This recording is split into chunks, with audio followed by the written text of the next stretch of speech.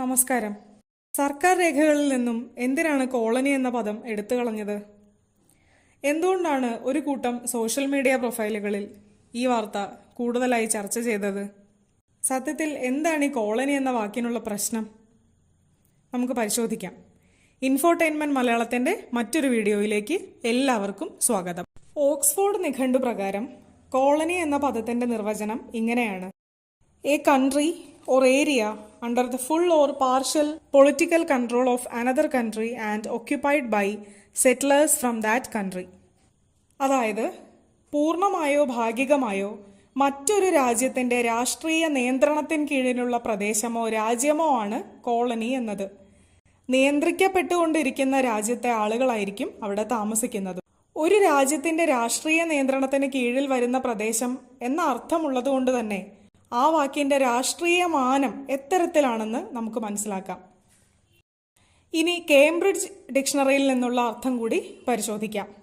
A group of people with a shared interest or job who live together in a way that is separate from other people.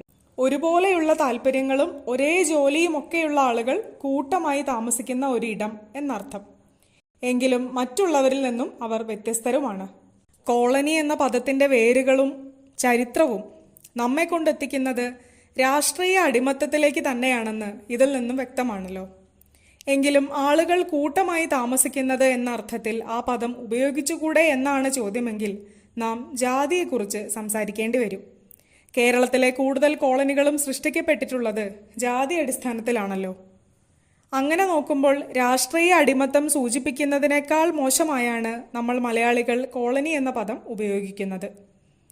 ആദ്യമേ മോശം അർത്ഥമുള്ള ഒരു വാക്ക് വീണ്ടും അർത്ഥാപചയത്തിന് അഥവാ semantic നാരോയിങ്ങിന് വിധേയമാവുകയാണ് എന്നർത്ഥം.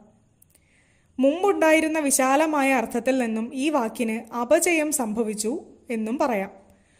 ഒരു സമൂഹത്തെ പ്രതിലോമകരമായ സാമൂഹ്യ ബോധ്യത്തിലേക്ക് തള്ളിവിടുന്നു എന്നതിനാൽ ഇത്തരം പദങ്ങൾ സർക്കാർ ഉത്തരവുകളിൽ നിന്നും മറ്റും എടുത്തുമാറ്റുന്നത് പ്രശംസനീയമാണ്.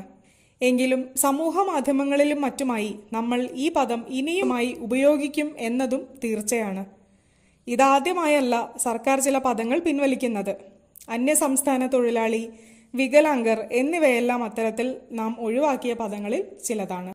എന്താണ് ഇതിനെക്കുറിച്ചുള്ള നിങ്ങളുടെ അഭിപ്രായം? കമന്റുകളിൽ രേഖപ്പെടുത്തുമല്ലോ. നന്ദി.